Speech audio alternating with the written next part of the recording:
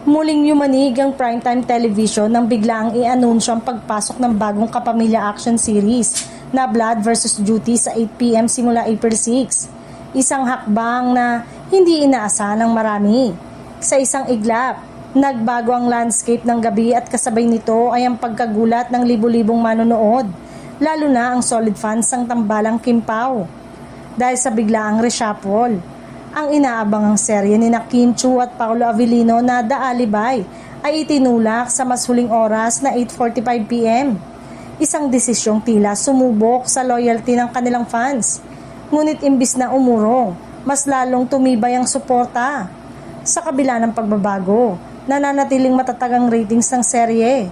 Patunay na hindi basta-basta natitinag ang lakas ng kanilang tambalan.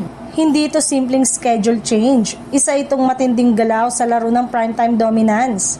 Sa pagpasok ng action-heavy project ni Richard Gutierrez at Gerald Anderson, malinaw ang layunin ng ABS-CBN. Kontrolin ang gabi sa pamamagitan ng perpektong timpla ng aksyon, romansa at suspense.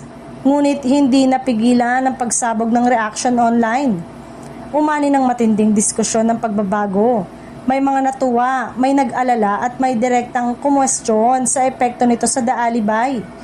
Sa social media, naging battlefield ng opinyon ng bawat komento, bawat tweet, bawat post, isang malinaw na indikasyon ng matinding kapit ng Kapamilya Show sa masa.